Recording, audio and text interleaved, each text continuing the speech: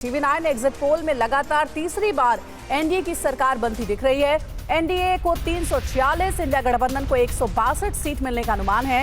लगातार तीसरी बार प्रधानमंत्री बन सकते हैं नरेंद्र मोदी। हिंदी पट्टी में पीएम मोदी फैक्टर कायम है और साथ ही बीजेपी को 2019 से 8 सीट ज्यादा मिलने का अनुमान है।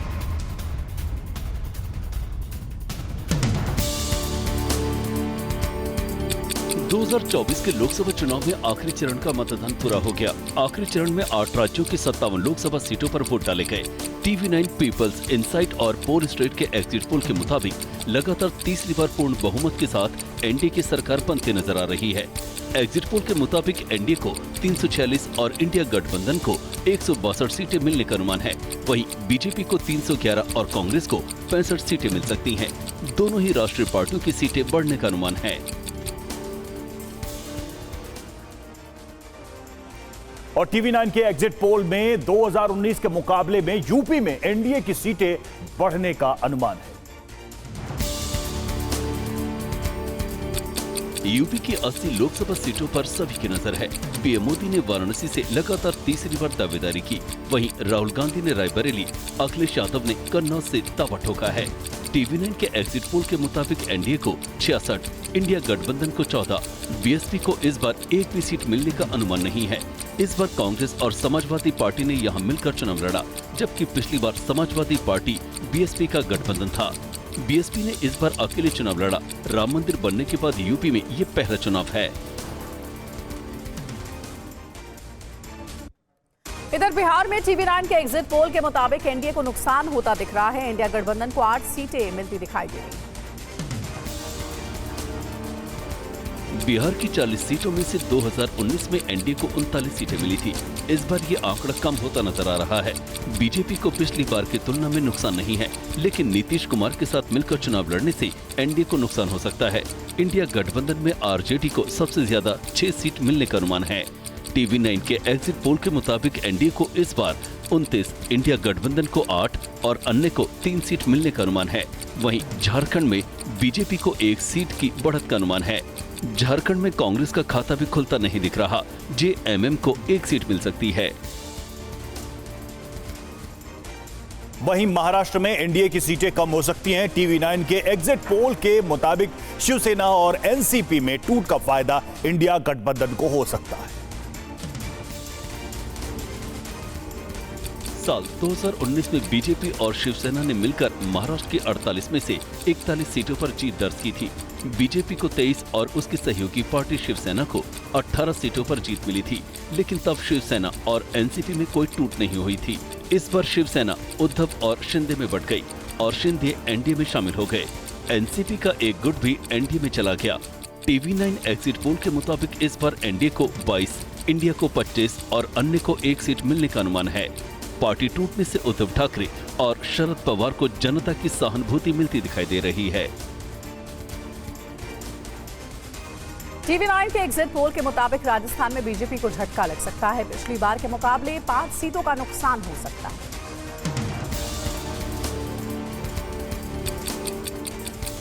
राजस्थान में पिछली बार एनडीए ने क्लीन स्वीप किया था। राज्य की सभी 25 सीटों पर कब्जा कर लिया था। इस बार कई सीटों पर मुकाबला दिख रहा है। TV9 एग्जिट पोल का अनुमान है कि इस बार एनडीए को 19, इंडिया गठबंधन को 5 और अन्य को 1 सीट मिल सकती है। बाड़मेर से निर्दलीय उम्मीदवार रविंद्र भाटी चुनाव जीत सकते हैं।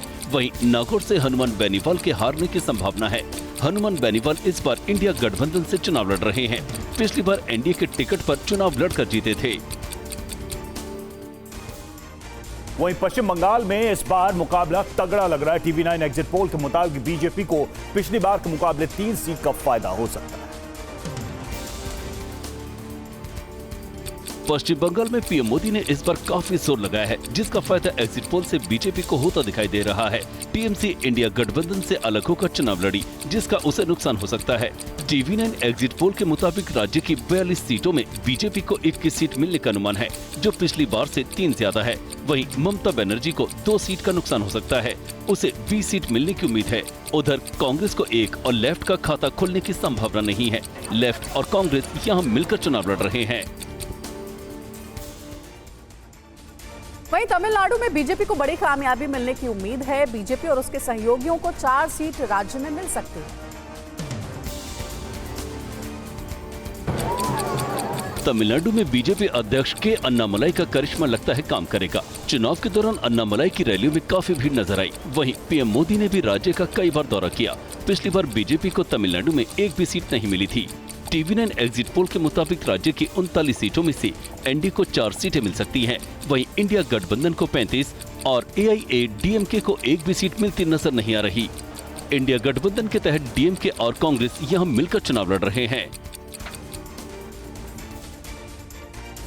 और केरल में पहली बार बीजेपी का खाता खुल सकता है। TV9 के एग्जिट पोल के मुताबिक त्रिशूर से बीजेपी के सुरेश गोपी चुनाव जीत सकते हैं। कांग्रेस की अगुवाई वाले यूडीएफ गठबंधन ने 2019 के लोकसभा चुनाव में राज्य की 20 लोकसभा सीटों में 19 पर जीत दर्ज की थी, लेकिन इस बार ये संख्या घटने की उम्मीद है। TV9, पीपल्स इनसाइट और पोल स्ट्रीट के एग्जिट पोल के मुताबिक इस बार यूडीएफ को 16, लेफ्ट डेमोक्रेटिक फ्रंट यानी LDF को 3 और बीजेपी को पहली बार एक सीट मिलने की उम्मीद जताई गई है। तिरुवनंतपुरम सबसे हॉट सीट है। यहाँ से कांग्रेस के शशि थरूर और बीजेपी के केंद्रीय मंत्री राजीव चंद्रशेखर के बीच मुकाबला है। कर्नाटक में बीजेपी जेडीएस गठबंधन और कांग्रेस के बीच सीधा मुकाबला है। TV9, पीपल इनसाइट और पोल स्ट्रेट के एग्जिट पोल के मुताबिक कांग्रेस को फायदा हो सकता है। कर्नाटक में लोकसभा की 28 सीट हैं। पिछली बार 25 सीट बीजेपी ने जीती थी। एक जेडीयू, एक कांग्रेस और एक अन्य के खाते में गई थी, लेकिन इस बार बीजेपी को नुकसान होने का अनुमान है। जेडीएस के साथ गठबंधन के बावजूद बीजेपी को 7 सीट का नुकसान हो सकता है। TV9 के एग्जिट पोल के मुताबिक एनडीए को 20, इंडिया को 8 सीट मिल सकती हैं। चुनाव के दौरान हासन के जेडीएस सांसद प्रज्वल रेवन्ना के यौन शोषण का मामला भी सामने आया था। रेवन्ना को हाल ही में विदेश से लौटने के बाद गिरफ्तार किया गया है। और तेलंगाना में बीआरएस को बड़ा झटका लगने का अनुमान है। TV9 के एग्जिट पोल के मुताबिक बीजेपी और कांग्रेस की सीटें बढ़ सकती हैं। 2019 में बीआरएस को 9 सीटें मिली थी, जबकि बीजेपी के खाते में 4 और कांग्रेस के खाते में 3 सीट आई थी। वहीं AIMIM को 1 सीट मिली थी। TV9 एग्जिट पोल के अनुसार 2024 में एनडीए को 7, इंडिया को 8, बीआरएस को 1 और AIMIM को 1 सीट मिलने का अनुमान है। इस बार हैदराबाद की सीट को हॉट सीट माना जा रहा है। यहाँ AIMIM से असदुद्दीन ओवैसी और बीजेपी की माधवी लता के बीच मुकाबला है। हालांकि एग्जिट पोल के मुताबिक ओवैसी की स्थिति थोड़ी बेहतर है, लेकिन बीआरएस को बड़ा नुकसान हो सकता है। दिल्ली में बीजेपी एक बार फिर से क्लीन स्वीप कर रही है और वहीं एग्जिट पोल के मुताबिक हरियाणा में कांग्रेस को पिछली बार के मुकाबले कुछ फायदा होने का अनुमान है।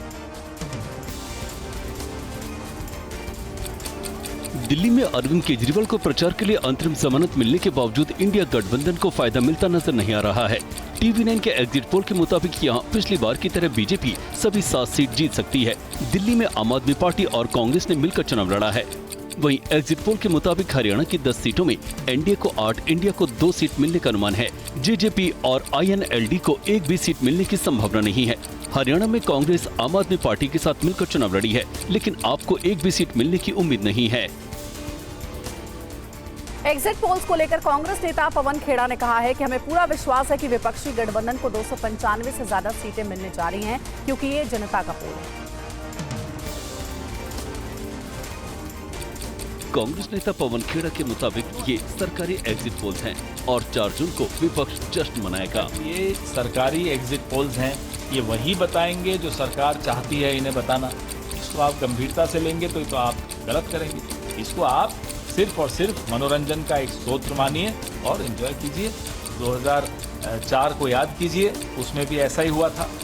4 जून को हमें, जो कि जनता का पोल हमने किया है, हमें 295 सीटें हमारे गठबंधन को मिल रही हैं और वो स्पष्ट बहुमत है। आम आदमी पार्टी से राज्यसभा सांसद संजय सिंह ने एग्जिट पोल्स पर सवाल उठाए और कहा कि बीजेपी किसी बड़ी गड़बड़ी की साजिश रच रही है। ऐसा एग्जिट पोल आया है जिसने सारे रिकॉर्ड पीछे के सारे तोड़, बेईमानी के, फर्जीवाड़े के सारे रिकॉर्ड एग्जिट पोल ने तोड़ दिए। और ये साफ तौर पे दिख रहा है कि ये exit poll Bharatiya Janata party के दफ्तर में तैयार किया गया। हर स्टेट में बीजेपी की सीटें कम हो रही है, मध्य प्रदेश हो, छत्तीसगढ़ हो, लेकिन क्या दिखा रहा है एग्जिट पोल? 400 से ज्यादा सीटें। क्या ये किसी बड़ी हेरा फेरी के पहले देश के लोगों का मन बनाने की कोशिश की जा रही है? क्या किसी बड़ी गड़बड़ी की तैयारी की जा रही है? 150 डीएम से गृह मंत्री क्यों बात कर रहा है? अमित शाह ने क्यों 150 डीएम से बातचीत की? कांग्रेस अध्यक्ष मल्लिकार्जुन खड़गे ने कहा है कि इंडिया गठबंधन 295 से ज्यादा सीटें जीत रही है। कांग्रेस अध्यक्ष मल्लिकार्जुन खड़गे ने कहा कि हम एक हैं और एक रहेंगे, हमें विभाजित करने की कोशिश मत करो। कंफ्यूजन नहीं होना और वो जो नैरेटिव देने की कोशिश कर रहे हैं उसको हमने सच्चाई इस देश के लोगों को बताना चाहते हैं। इंडिया गठबंधन 295 सीटें प्लस 295 से ज़्यादा आएंगे, कम तो नहीं आएंगे। दिल्ली के सीएम अरविंद केजरीवाल ने लोकसभा चुनाव के परिणाम को लेकर कहा कि इंडिया गठबंधन अपने दम पर मजबूत सरकार बनाने जा रहा है। आम आदमी पार्टी के संयोजक और दिल्ली के सीएम अरविंद केजरीवाल ने चुनाव नतीजों को लेकर दावा करते हुए कहा कि लोकसभा चुनावों में इंडिया गठबंधन को 295 से ज्यादा सीटें मिल रही हैं। बीजेपी को 220 के करीब सीट्स मिल रही हैं और एनडीए जो बीजेपी का गठबंधन है उन्हें 235 के करीब सीट्स मिल रही हैं। तो इंडिया गठबंधन अपने दम पे स्थिर और मजबूत सरकार बनाने की दिशा में बढ़ रहा है। आज प्रधानमंत्री का चेहरा कौन? 4 तारीख को डिसाइड होगा। समाजवादी पार्टी के अध्यक्ष अखिलेश यादव ने कहा है कि जो ध्यान मग्न हैं वो 4 तारीख को गायब हो जाएंगे। समाजवादी पार्टी के राष्ट्रीय अध्यक्ष और यूपी के पूर्व सीएम अखिलेश यादव ने बड़ा दावा किया है। 4 तारीख को इंडिया गठबंधन की सरकार बनने जा रही है।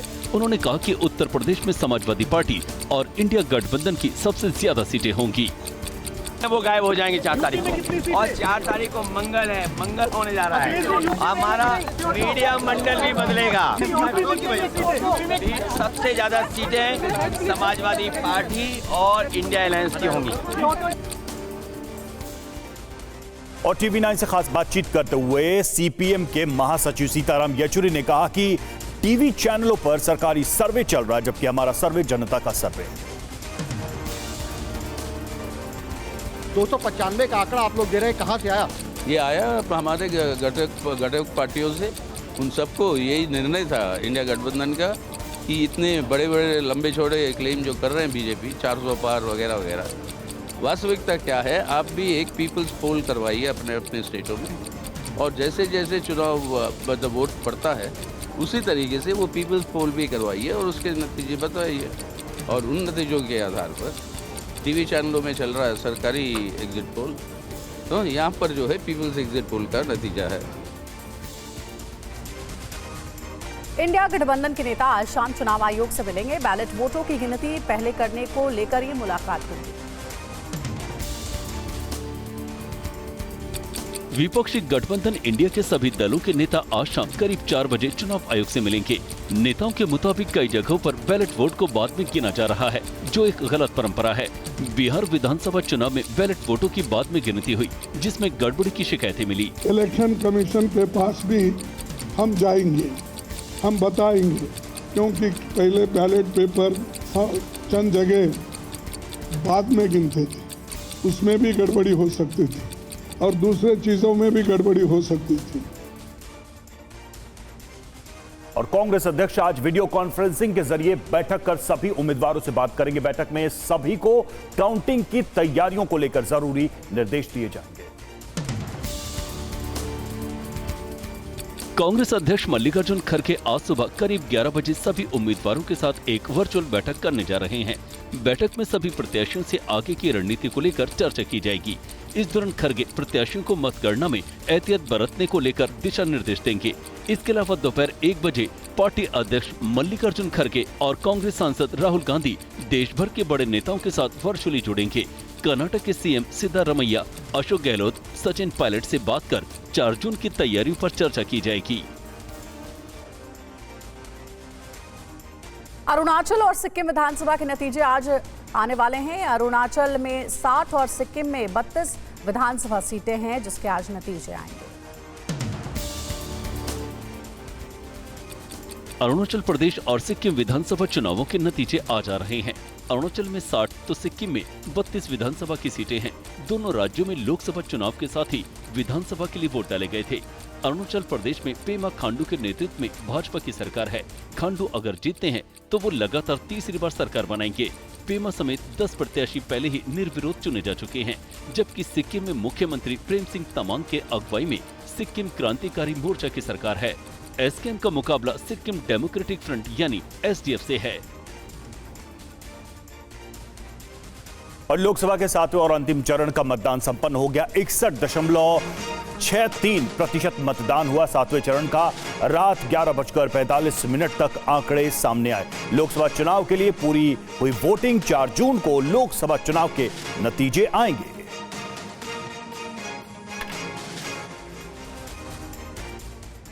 इधर सुप्रीम कोर्ट से मिली 21 दिनों की अंतरिम जमानत की अवधि पूरी होने के बाद आज अरविंद केजरीवाल सरेंडर करेंगे। सुप्रीम कोर्ट ने उन्हें 10 मई तक अंतरिम जमानत दी। आम आदमी पार्टी के संयोजक अरविंद केजरीवाल आज तिहाड़ जेल में सरेंडर करेंगे। सरेंडर करने से पहले केजरीवाल पहले राजघाट जाएंगे, उसके बाद हनुमान मंदिर में बजरंग बली के दर्शन करेंगे। मंदिर के बाद वो पार्टी ऑफिस भी जाएंगे। न्यायिक प्रक्रिया है और मुझे लगता है कि न्यायालय से जल्दी ही उनको न्याय मिलेगा। अरविंद केजरीवाल जी के मामले में ऊपर से लेकर नीचे तक एक फर्जी बेबुनियाद मामला तैयार किया गया है। केजरीवाल ने राउज एवेन्यू कोर्ट में 7 दिनों की अंतरिम जमानत बढ़ाने के लिए याचिका दायर की थी, जिस पर सुनवाई करते हुए कोर्ट ने 5 जून तक अपना आदेश सुरक्षित रख लिया। और पाटलिपुत्र के बीजेपी उम्मीदवार रामकृपाल यादव के काफिले पर फायरिंग से पटना में तनाव फैल गया। पुलिस ने मामले की जांच शुरू कर दी है। बिहार की पाटलिपुत्र से बीजेपी प्रत्याशी रामकृपाल यादव के काफिले पर शनिवार शाम को हमला किया गया। हालांकि इस हमले में रामकृपाल बच गए। पुलिस ने मामले की जांच शुरू कर दी है। जो काफिला है उसमें हमला हुआ, उसमें एक कार्यकर्ता जो है वो चोटिल हुआ। इस संदर्भ में माननीय जो रामकृपाल यादव जी उनके द्वारा एक लिखित आवेदन दिया गया है। उस आवेदन के आधार पर जो है हम अग्रतर कार्रवाई कर रहे हैं। जिस समय हमला किया गया उस वक्त रामकृपाल मसोड़ी इलाके में घायल कार्यकर्ता से मिलने गए थे। और एमपी के श्योपुर में सीप नदी में नाव पलट गई। नाव पलटने से 5 बच्चों समेत 7 लोगों की मौत हो गई। नाव हादसे में 4 लोगों को बचाया गया।